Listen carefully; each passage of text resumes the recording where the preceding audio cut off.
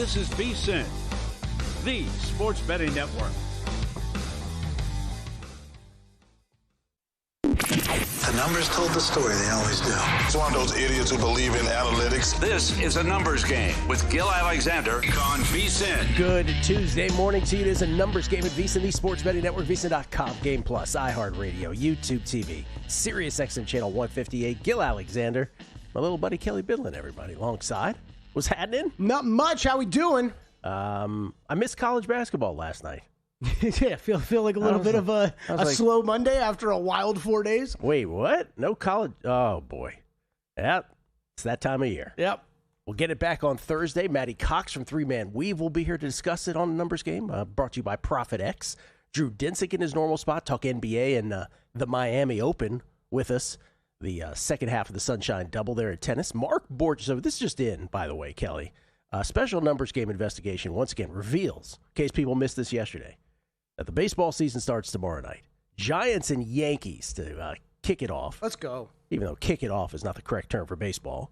And I'd like to get to some baseball here momentarily. We always say this about baseball, that the beauty of betting baseball is there are probably more markets in that sport than almost anything. Mm-hmm. And there's so many ways to bet it. And here, right up to the start of the regular season, we have some stuff that we want to talk about today because I think it's as actionable as anything you'll hear all day. Did I leave out anybody on the show today? Who did I leave out? Anyone? Jake Hahn on hockey? Got Jake Hahn coming up. Hahn. Yeah. Don't want to leave out Jake. Always our buddy. Let us begin with a couple things. One, the tennis bets. Yesterday, 2-1. Sorry that you lost on Kirstea. That was the only one you played yesterday? Yeah, that was the only one I played. Kelly went 0-1. Yeah. We went 2-1. Hit on Contine Alice and also on Haley Baptiste. I watched both of those. I watched both the women's matches early. Yeah. They're both good. Both straight set winners. But we did lose on Sorana Kirstea. Couldn't get it done in 3 sets against Coco. So 2-1. Another winning day. It's a 14-5 run in tennis, plus 11.56 units over our last 19. Today, two matches. We are in the first half of the quarters on the ladies' side. We are in the round of 16, I still believe. Yes, round of 16 on the men's side. The one play on the men's side, Francisco Cerundolo, minus 106 versus Hugo Humbert. I should have given you a crack at that. Oh, I know that one. So it's one of the more fun names. I just wanted you to say Hugo Humbert. That's what I was hoping for. Francisco Cerundolo is the play over Hugo Humbert. Humbert has been great. He's primarily a great indoor court player. He's been really good at this tournament. Cerundolo, though, historically great at this tournament. His hard court numbers are slightly better than Humbert's, enough to pull the trigger on a bet. And then on the ladies' side, this one, I'm bucking up against... watch out. I'm going up against both Drew and Zach's pick to win the tournament. People are not going to like this so much. I'm on Karolina Muchova, minus 108 versus Victoria Mboko. Muchova's got one of those games, maybe the prettiest game in the sport. Honestly, the way that she plays, the way her volley game is, and I just think she has the game to ruffle Mboko. She beat her earlier this year, back in when it was in the Middle East. I think in Doha, I want to say, or I can't. Don't hold me to Doha. It might have been Dubai. I like Muchova again here at minus 108. So Cerundolo on the men's side, Muchova on the ladies' side. Can we talk about keep it rolling, man? Yeah, man. Like it. Can we talk about Cut her open, yeah, in Doha, yeah. I was right the first time. We got to talk about the brain dead parlays for a second. Yeah. Do we still want to do this? We fall. Oh boy, there we go. Once again, I never get used to this. So violent. Yeah. Brain dead parlays. So this ain't 2018. We lose yesterday. The last night was the first time 2 legs actually went down. Mm-hmm. The Pacers snapped their 16-game losing streak. And the Bulls, it was the Bulls the other one that won? The Bulls are really a menace on this. Yeah, Bulls. 6-4 now is our record on this. We're still up a unit point. We're up 1.04 units. 36-5 when you tally up all the legs. Not good enough.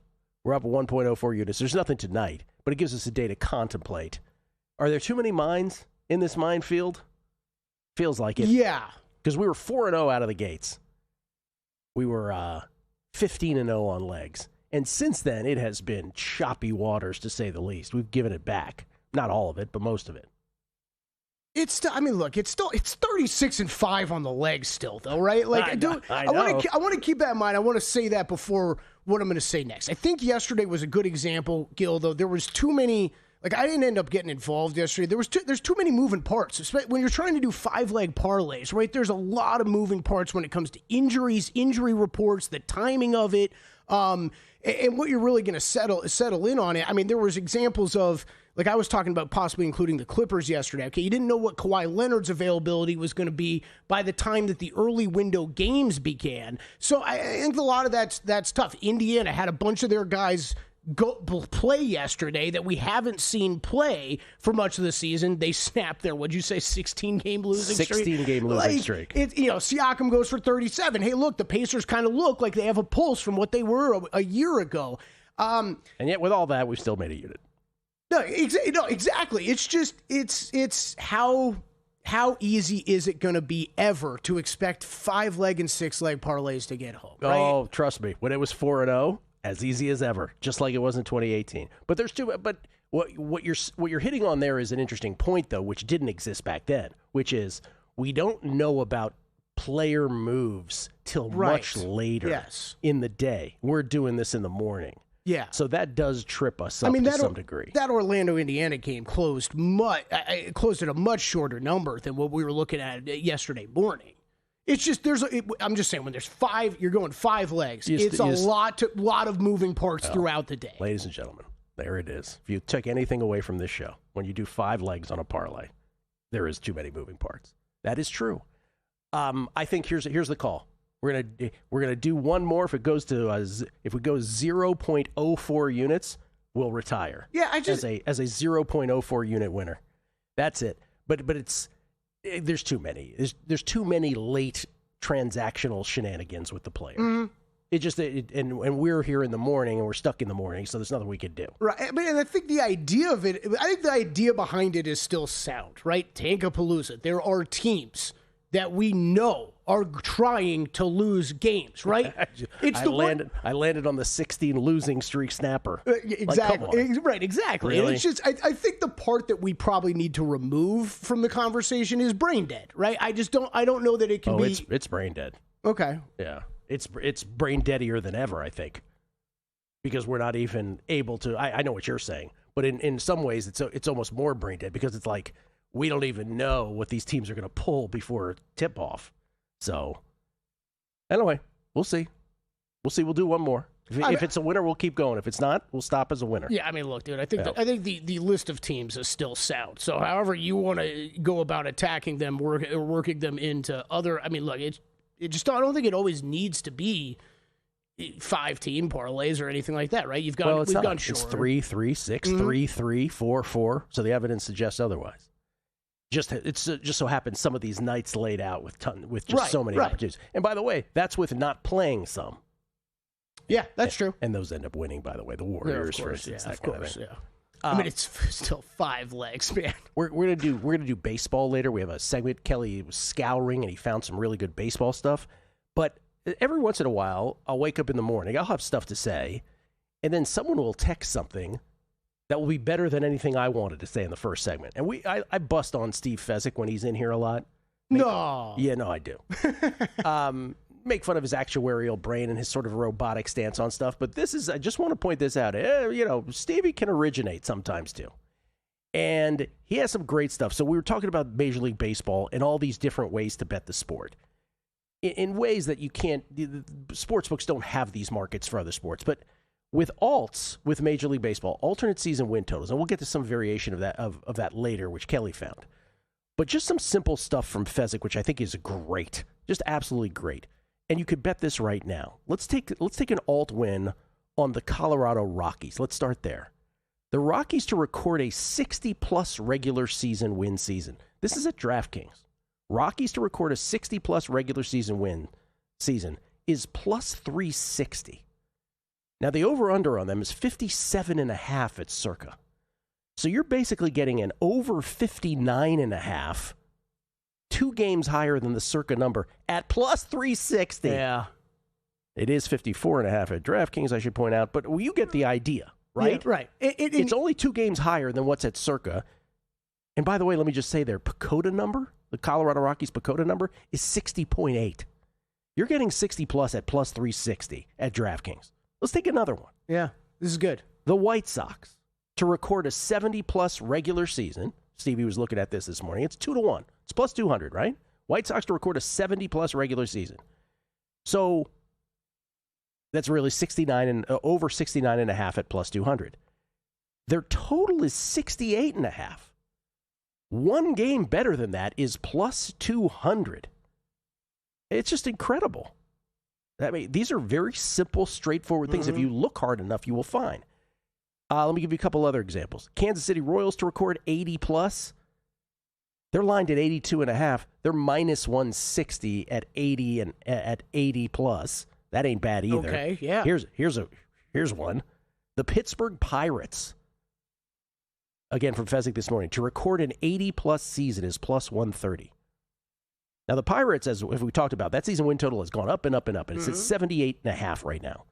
So to get 79.5 effectively, over 79.5, because it's 80-plus at plus 130, one game better than their season win total, you are getting plus 130. Even better than that. Now, listen to this. You can play Pittsburgh at effectively over 79.5 plus 130 with that 80-plus bet. And you can play them under 80.5 minus 110 at the Westgate. That's the rare example of a scalp and a middle simultaneously. If they get 80, you scoop them both. If not, you make money with the 20-cent straddle. I like it. Might not be better actionable information than that all day long. Steve Fezzik for the assist. He'll be on the show later this week. We got more baseball all show long on a numbers game. Before you bet a single pitch this season, go to VSiN.com/MLB for complete betting previews of all 30 teams, all in one place. VSiN managing editor Adam Burke breaks down the numbers, advanced metrics, projections, and the angles the market might miss. Former big leaguer Jensen Lewis adds the player's perspective, clubhouse chemistry, adjustments, and what really translates over 162 games. Everything you need before opening day. Go to VSiN.com/MLB and join us on the Sports Betting Network. This is VSiN, a network of sports betting analysts, writers, hosts, and handicappers, all here to help you become a more confident bettor. We broadcast live every day from Las Vegas, the sports betting capital of the world, and from studios across the country, giving you insight from every angle of the action. Take VSiN with you wherever you go with the VSiN Watch app, or catch us on streaming platforms and regional sports networks. You can also listen live on SiriusXM channel 158 and on radio stations nationwide. Check out VSiN.com as well for betting tools, exclusive betting splits, AI-powered player prop projections from Opta, pro picks for every game, plus in-depth betting guides and articles built to give you an edge. From sharp betting analysis and daily best bets to insider interviews and expert breakdowns, VSiN is your trusted source for everything happening in the world of sports betting. See everything we have to offer at VSiN.com and become part of the Sports Betting Network. You're not going to want to miss Tuesday's edition of Money Moves. It's going to be a good one. Adam Burke, our mid-major maestro, is going to join us in studio. We'll get his thoughts on the smaller tournaments going on, the NCAA Tournament Sweet 16, and, of course, it is opening night eve. Get his thoughts on some first plays in Major League Baseball. Kirk Heelan, NBC Sports, will give us a look ahead on the NBA season as it comes to its close, and Brian Edwards, professional handicapper, will give us best bets for the NCAA Tournament. Join us, Money Moves, 11 to 1 Pacific, 2 to 4 Eastern, only on VSiN, the Sports Betting Network.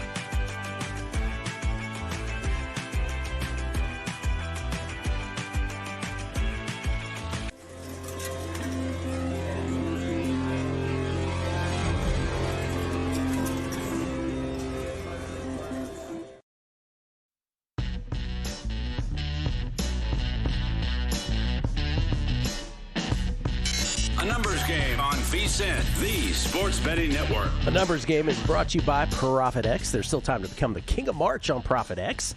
Win 10 spreads or totals, hit your volume, and you're entered for free trips worth up to $10,000. No entry fee required. $1,000 in volume gets you the $5,000 trip. $10,000 gets you the $10,000 trip. Every additional 10 wins earns another shot. Sign up with code VSiNMM, as in March Madness, and become the king of March with ProfitX. Gil Alexander, we get tweets at Beating the Book. Always appreciated. It's from Robert Schwartz. Listen to this. Is this true, Robert Schwartz? Baseball betting tip of the day, he says, T-Mobile customers get free MLB TV for the year starting today in the T-Mobile app. You're welcome, he says. Is that true? Huh. Oh, bro. That's great news if that's true. Wait, what? Where are we watching baseball this year? Netflix tomorrow, right? Netflix. The Yankees-Giants game is on Netflix. And they'll have standalone? I think I'm shut out of the family account, too. What's that? They'll have standalone games? Netflix will? Yeah, I suppose so, yes. Okay. Yeah. Yeah, I don't even know. I can't even keep up with the NFL stuff. So, dude, that's kind of where I was asking you. But yeah, it's March 24th of the NBA season. I can barely tell you where to go every single night.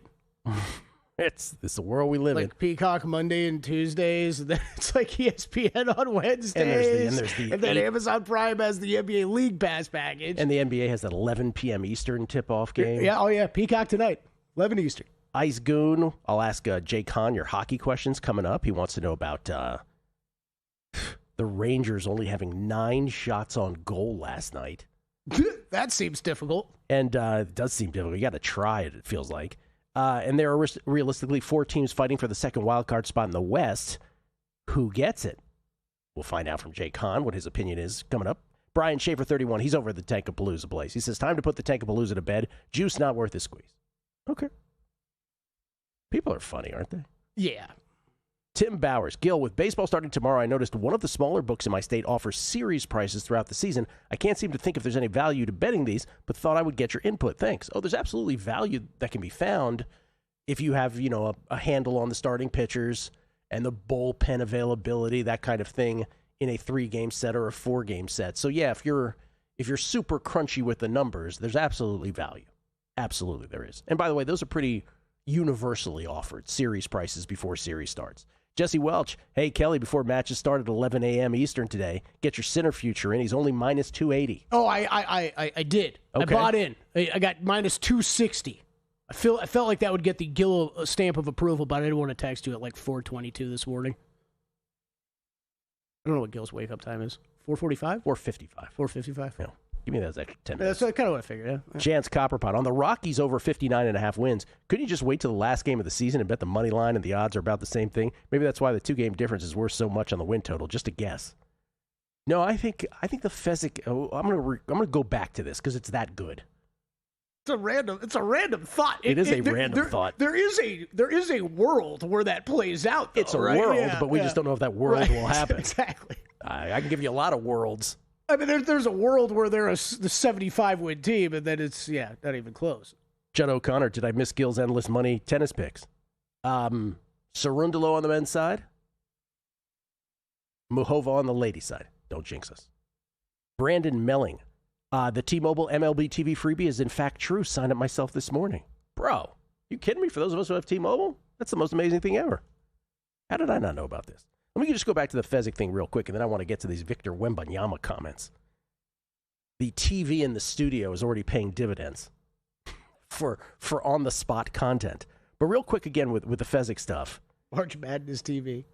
Thanks, Miles. The Rockies to record 60-plus regular season wins at DraftKings, plus 360. Their win total here at Circa is 57.5. So you're basically getting over 59.5 at plus 360. Their actual win total at Circa is 57.5. Do I need to explain anything else? That's unbelievable. White Sox to record a 70-plus regular season, 2-1. So basically over 69.5. Their total 68.5 at DraftKings. Okay. I mentioned Kansas City, not quite as good, but here's Pittsburgh. Pittsburgh's the best of the bunch. We ever given out a scalp? Have we ever given out a scalp and a middle simultaneously on any bet? This is from Steve Fezzik, our buddy. Pittsburgh, the Pirates, the Buccos, to record an 80-plus season. It's plus 130. Their 78.5 season win total at DraftKings. By the way, their Pacoda number's 80.5, should be pointed out. So you can play them over 79.5 plus 130, which is effectively what 80 plus 130 is, with that 80 plus bet, right? And you can play Pittsburgh under 80.5 minus 110 at a shop like the Westgate. Scalp middle simultaneously. If they get to 80 exactly, you get the scoop. You win both bets.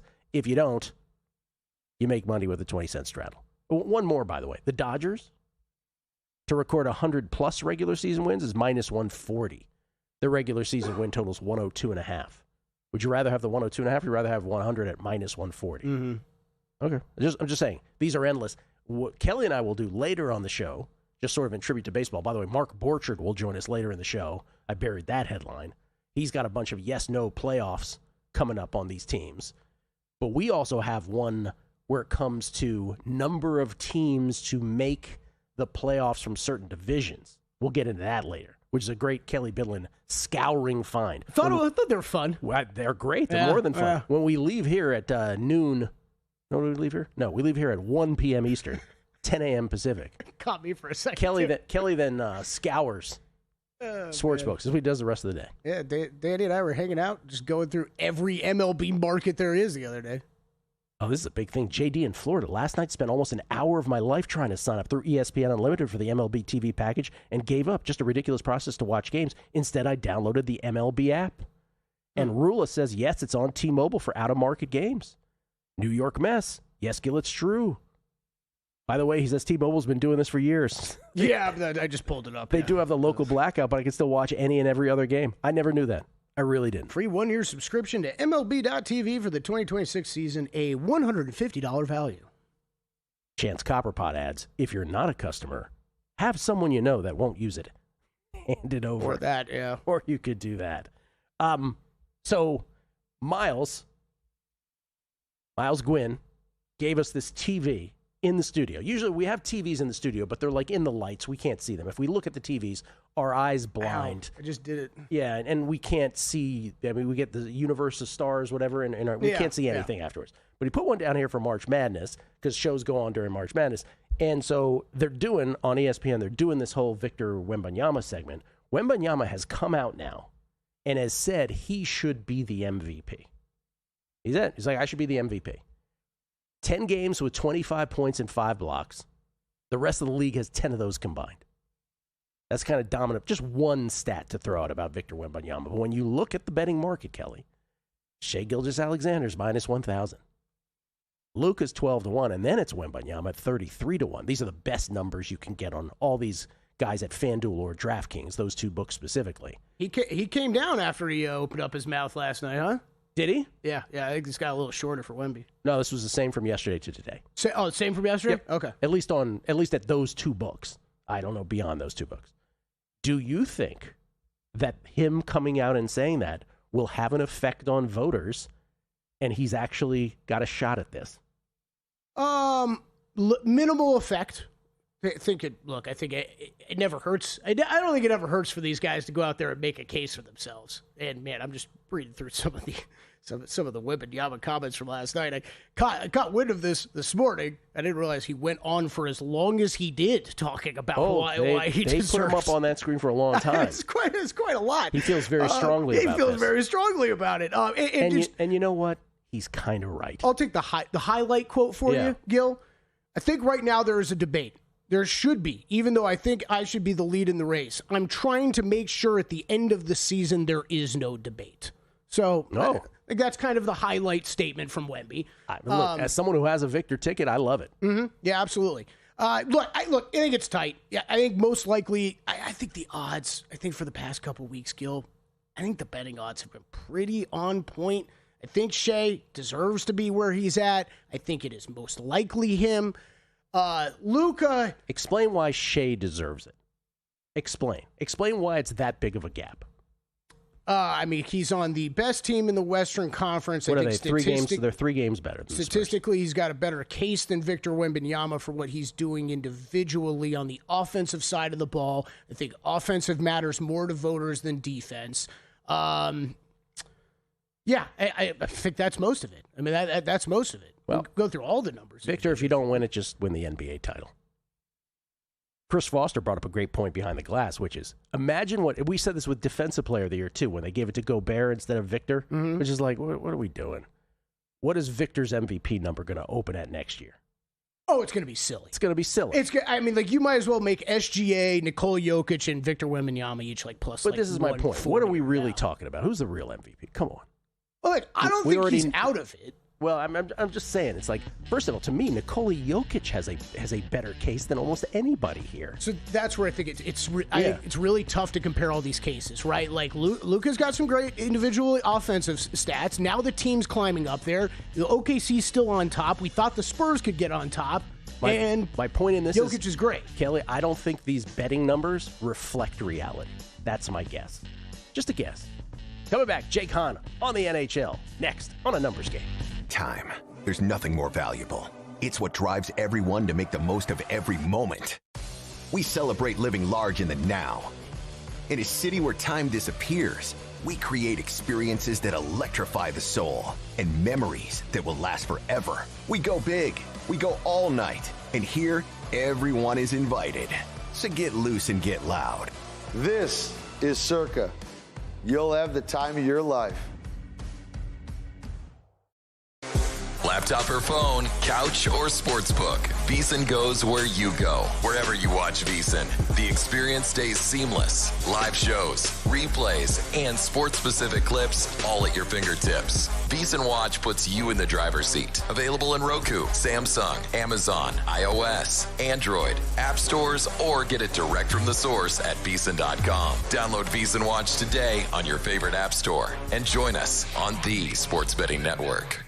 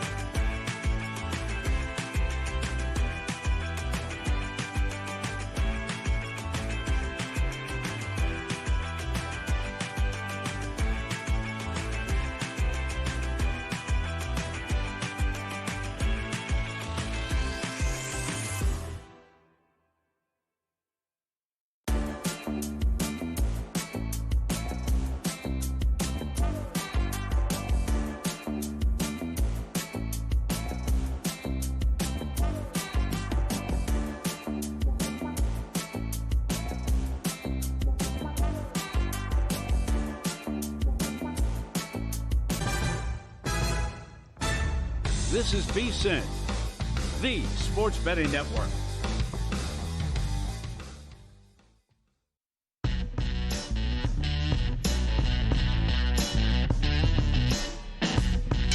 A numbers game on VSiN, the sports betting network. Brackets are for everyone. This is for bettors. The VSiN March Betting Challenge still going. It's not too late to get in on the action. We're down to the Sweet 16 in this round. You have to make 5 picks, spreads or totals. Still plenty of prizes still on the line, including one for the highest score from the Sweet 16 onward. And if you have a free Edge Boost account, every prize doubles. Head to VSiN.com/contest and get your picks in now.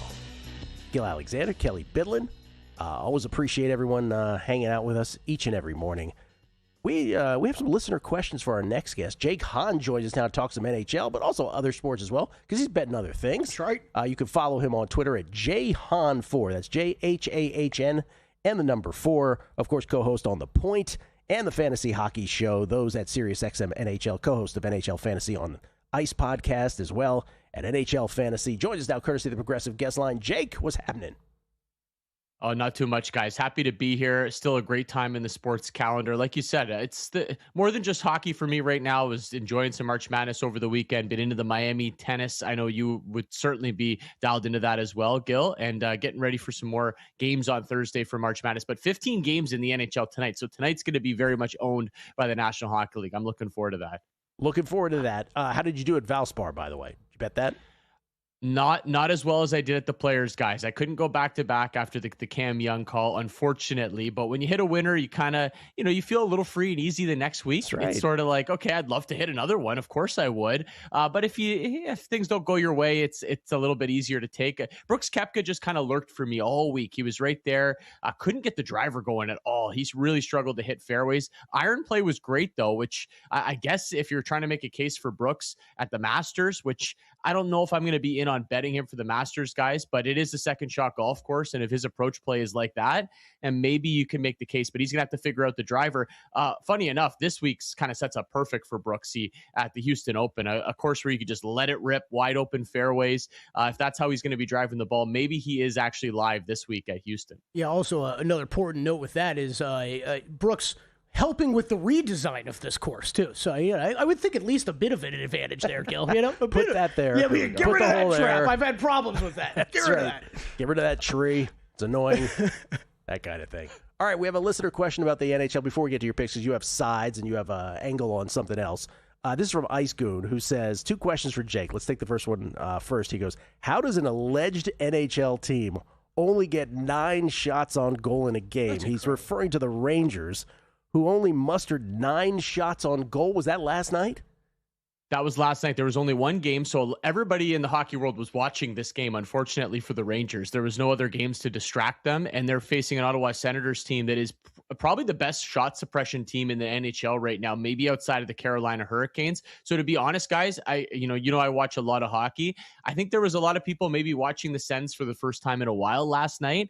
This is what they do to teams, and especially teams like, the Rangers stink. We've kind of known that for a while, but the Sens do this to good teams sometimes as well. They just suppress shots with the best of them. Now, unfortunately for Ottawa, they're down their best defenseman already in Jake Sanderson, a guy that was playing at the U.S. for the Olympic team, really good defenseman. And they lost Thomas Chabot last night, took a nasty cross check at the end of the first period. He'd be their next best defenseman. He left the game, and it sounds like he's going to be out for some time. So the Sens depth chart getting depleted on the back end, guys. But that's my reasoning. They're just really good defensively. They have been for a long time. One of my favorite plays on the card last night was James Reimer under 20.5 saves for the Senators. That one cashed quite easily because the Rangers couldn't muster much of anything. I'm looking up the fewest amount of shots in an NHL game by a team. You have any idea what it might be? 5. 0. According to what I'm looking at StatMuse, the New York Rangers took 0 versus the Red Wings on October 12, 1958. Who could forget that? Even game? In 58, how is that possible? I don't know. You'd think when you're at 0 for that long, at some point you just get over the red line. Right. You don't even have to get over the blue line. Just get over center ice. Just slap fire it. one at the goaltender and just get something on the board. I mean, that's ridiculous. Like you always think about basketball, right? Like, hey, we're gonna pass it 3 times before we shoot because guys are chucking it up too much. Like in hockey, wouldn't at that point in the third period of that game, isn't the coach has to be like, once you get past the blue line, just shoot it? Go ahead. Do we trust the 1950s shot counter, guys? I was going to say. This guy could have just taken the night off. Who knows what that guy was up to back then. Oh, man. It's so true because then I'm looking at something else. It said, oh, the 9 shots tied a franchise record for fewest shots in a game during loss to the Red Wings in 1955. So there seems to be some oddities here with this. And there were so many great moments when Kelly, Matt, and I did primetime action, but some of these hit trigger in my brain, memory of it. When Kelly and I first discovered, when you first told us, or maybe it was Andy McNeil who told us, I can't remember, it might have been you, Jake. Shots that hit the post are not shots on goal. These are subjective things where that count as shots on goal. But if a goalie goes outside of the goal and makes a save, that counts as a shot on goal, correct, Jake? It used to. Now things have changed a little bit where they're a lot more stingy with shots. If you even just look at save percentages across the league right now, way down across the board for goaltenders. And a lot of people are going, well, our goaltender's just worse now. You know, what's going on? Our shooter's just better. And look, these guys can rip the puck. No doubt about it. Basically everybody, even the fourth line guys now can really shoot it. But that is something that's drastically changed if you've watched it over the last few years. Those shots that Kelly just mentioned, those, outside, not even going to the net at all, used to be a freebie save for the goalie, pad the stats a little bit. Those don't count as shots anymore, and I think that's a big reason why you're seeing save percentages go down the way they are. Okay, here's the other question from Ice Goon, which is there are realistically 4 teams fighting for the second wild card spot in the West. Who gets it? He says, I'm a Kings fan, but have us plus 325 to miss. Easiest schedule left, but too inconsistent to make it. Right? He says. By the way, the Predators are the team that currently inhabit the number 2 wild card position. Yeah, the Preds with 4 wins in a row now find themselves in a playoff spot, and a lot of people left them for dead early in the season. They play the Sharks tonight too, and both 2 teams go in opposite directions. So Nashville has a chance to build off of that. But I still like LA to make it here, guys. I know Kings fans are probably frustrated coming off the weekend, but the weekend was the tougher part of their schedule. They played Buffalo on Saturday, then they had to go to Utah on a road back-to-back. They lost that game in overtime. So they did lose both games. They were able to find a point, what I thought was a tough spot on Sunday in Utah. This is now where it gets easy. Tonight in Calgary, 3 against Vancouver. There's another one against the Flames. I think they play the Leafs in there. 2 against Nashville that, now all of a sudden maybe not looking as easy, but they're both in LA. So I know Kings fans are probably frustrated right now, but the schedule still sets up for them. The one angle I do like, though, is looking at teams to miss the playoffs instead of teams to make it. I do find you get a little bit of better value on that because a lot of people want to bet teams to make the playoffs. So if you are looking at teams to miss, that's probably the angle to go for. Yeah, he's got Kings to miss. Okay, you have 2 sides, you have a total, and you have a parlay. What do you got? What are the sides? Let's start there. Yeah, let's go with the sides here, guys. We just talked about Ottawa, right? The shot suppression. Now, unfortunately, this Thomas Chabot injury does not look good, and sounds like he's certainly going to be out for tonight, and sounds like they could be without him for the foreseeable future. Jake Sanderson's not coming back soon, so I don't know what the Sens blue line is going to look like for this game. Guys like Tyler Clevin, Jordan Spence, they're going to have to step up and play a few more minutes in this one, and they are on a road back-to-back.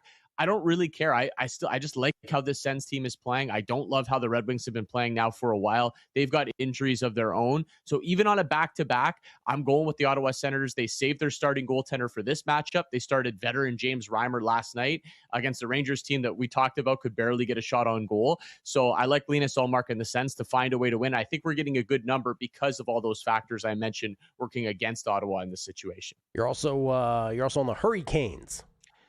I'm going to go with the Hurricanes here, guys. Look, this is a tough week for the Montreal Canadiens setting up for them. They get the Canes here. They have the Jackets on Thursday who are playing some great hockey, and they do get the Canes again on Sunday. They also play, I believe it's Nashville on Saturday. I have to double check that, but they have 2 road games on the weekend, Saturday and Sunday. So 4 games this week, and Montreal's had a great season, but this is the kind of week that could really trip you up. You lose a few of these games. They might find a way to win a couple. I don't know if it's tonight. I think Carolina is really dialing in their game for the playoffs here. I think a bad matchup for the Montreal Canadiens. So give me the Canes. All right. The total is the Caps Blues under 6. Yeah, this is a bit of a trend play for me, guys. I'm not a huge trend better, but I think when I see one like this and just my eyes, when I watch these teams, when I watch these games, the St. Louis Blues, it's been a bad season, but they are kind of fighting down the stretch here. And they're playing a really tight brand of hockey. 10 of their last 11 games have not gone over a total of 5. They've been playing some very tight, low-scoring games. Capitals need wins to try to desperately get back in this thing. I think they'd be happy playing a low-scoring road game here to try to pick up their 2 points. So give me the under 6 in the Caps Blues game. And what's the parlay, Jake? The parlay, again, like I said, I don't usually bet trends. I'm not a huge money line parlay better either, but I think this time of the year, this is something you could take a look at. I struggle to find how Boston's going to lose this game to the Maple Leafs tonight, but I don't trust them to play them on the puck line or in regulation because the Bruins go to overtime quite a bit. So I'm going to take the Bruins. I'm going to play them on the money line. I'll put them with the Dallas Stars, who are, coming off of a bit of a tough weekend. I think a bounce back spot here against the New Jersey Devils team that's completely out of it. So Bruins Stars on the money line parlay. Okay. Jake, next time you're here, let's talk about that three-way tie angle that you sort of mentioned before. Let's do that. Yeah, it's a great angle this time of year, guys. Teams get desperate to at least get that point in the third period. Okay, we shall do that. Jake Hahn, everybody. Thank you, Jake. Appreciate it as always. Thanks, guys. Good luck this week. You too. Jay Hahn 4, HAHN, the number 4 on Twitter. Matty Cox, Sweet 16, next on a numbers game at VSiN, the Sports Betting Network. VSiN's player prop projection tool is now available for the NBA. Get projections for points, assists, rebounds, and more powered by Opta AI. On VSiN.com/NBA props, we line up our projections against the latest DraftKings odds so you can quickly spot mismatches and find value before the market adjusts. The NBA player prop projections tool is available exclusively to VSiN Pro subscribers. Check it out now at VSiN.com/NBA props and join us on the Sports Betting Network. There is no other college basketball betting analyst quite like him. His passion is unparalleled. He handicaps every game, every day, all season long. Sleep is not an option for him. He stays fresh by running 12 miles a day, every day, while doing his podcast and answering your tweets. He is Greg Hoops Peterson. Tame the madness of March by catching Greg Peterson on VSiN, the Sports Betting Network.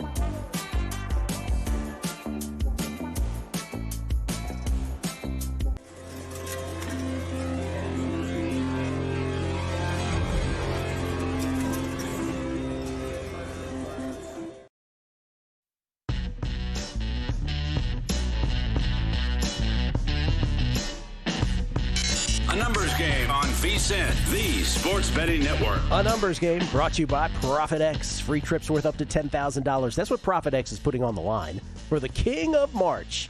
Win 10 pregame spreads or totals, hit your volume goal, and you're entered. No sign-up fee, no entry fee. Hit $1,000 in volume for the $5,000 trip. $10,000 in volume for the $10,000 trip. Flights, hotels, wherever you want to go. Download ProfitX today and use code VSiNMM. I absolutely love using ProfitX as well. We get tweets, beating the book. Let me just read a few here. This is from Chris Squires at D Bamalot. I think I'm saying that correctly. He says, Gil wanted to add a different angle on that great observation by Fezzik on the Rockies. If you're higher on the Rocks than the market, a lot of the advanced metrics are, betting the worst record at MLB has value. I personally bet Nats 7-1, Angels 23-1, White Sox 20-1. So Chris is saying he doesn't like the Rockies to get the worst record, so there's value elsewhere. That's the beauty of baseball betting, man. There's something for everyone. Yeah, and we've heard a couple of those this offseason, right? What are they, minus 400 or something absurd to have the worst record? So yeah, we've heard a couple of those. Boz at Jump Ball says, I like that. Jump Ball. See what he did there? Mm-hmm. Jump Ball. Bruin Stars parlay seems dangerously easy. He says, I'll ride. Nick Kendhammer. I was talking about Todd Golden's defense on the last sequence in the Gators game over the weekend where they lost to Iowa on we'll cover the inbounds pass, and then the inbounds pass catcher will be already ahead of 3 defenders, and they get the 3. They get any shot they want, really. He said Florida D was bad on that last play, but apparently Ken Palm would tell I don't understand what he's saying. Would tell coaches, but every coach, like most with analytics, said GTFO. I don't have to say that out loud. I didn't understand that sentence. He goes, but Golden did that while at San Fran as well. Yeah, let me clarify. In theory, I don't hate the analytics play of fouling the correct guy when up 2. Obviously, you don't want to foul an 89% free throw shooter. Yeah. But if you can foul the correct guy, you're going to overtime at worst with the better team. So I kind of get it. It's just that the execution of it all was just so it was bad. A disaster. It was just a disaster. They give up the 3, and that's it. I mean, Florida's bounced. We talked about it yesterday. I'd be lying if I sat here and said that I've thought about it ever before in a college basketball game to foul up 2. In theory, I love the idea because nothing drives me more nuts than watching these kids miss free throw after free throw in the tournament. And I love a coach who's thinking outside the box. Mm-hmm. It makes tons of sense. But then the anti-analytics crowd, they'll see a play like that and they'll see it botched so horribly, and that's great fodder for them to just be like, why don't you worry about playing defense? And they might be right about that. Mm-hmm.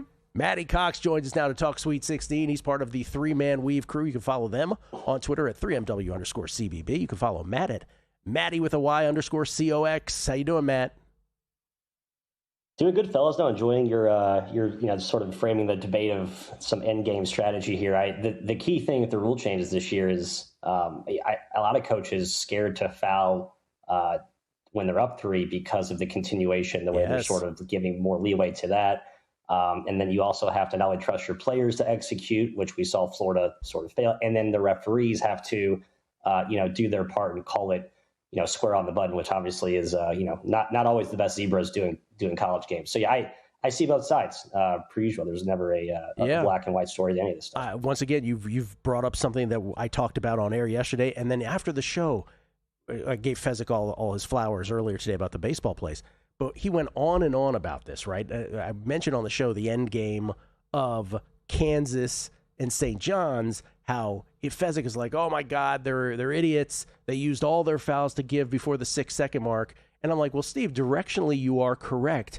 But everything you just said, Matt, is what I pointed out to him over and over again, which is, but none of this is so, you can't execute this with perfection with especially with teenage kids, right, on a basketball court. And there's always the ref, I don't know, continuation. Then you worry, oh my God, what's the ref going to call? None of this is perfect, right? None of this is absolute. So I agree with what you're saying on that stuff, Matt. Okay, let's do these one by one. I'm just curious. Give us 30 seconds or however long you want to go on each of these. Let's start with Thursday games. I'll do these in chronological order. Texas, Purdue. Purdue favored by a touchdown now. This is lower than it was yesterday. What do you think? Yeah, Purdue, just a good statistical nugget. They have the best two-way shooting variance of any team in the last 30 years through 2 games to get here. Now, it's 2 games, but they've been on fire, and their opponents they played so far have not made anything. I think Texas is kind of a tough matchup for them. Dalen Swain, kind of a powerful athletic guard, the prototype that's given that team trouble. But Purdue does feel like they're starting to play better after they had that mini lull. I think the number's about right. Maybe you could argue Texas has a little bit. I made this 6 for the record, so only about a point off the real one. Nothing here, but I think Texas has some good matchup advantages that we've seen other teams Purdue play struggle against. Yeah, if there's a total you want to chime in on as well, please feel free. Actually, yeah. I won't do these chronologically. I'll do it by region. Makes more sense. So the Purdue-Texas winner, the 2-11 game out west, plays the winner of Arizona and Arkansas, the 1-4 game, later that night. Arkansas, a 8-point dog against the number 1 seed Wildcats.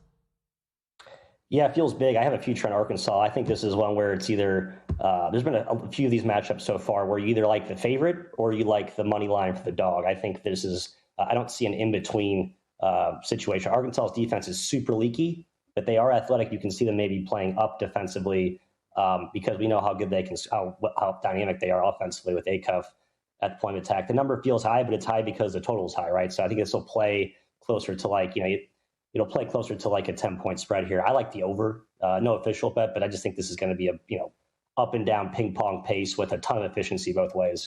Most closely lined game of the Sweet 16. We go to the South region. The 4-seeded Nebraska Cornhuskers, the 9th-seeded Iowa Hawkeyes. Nebraska favored by 1.5.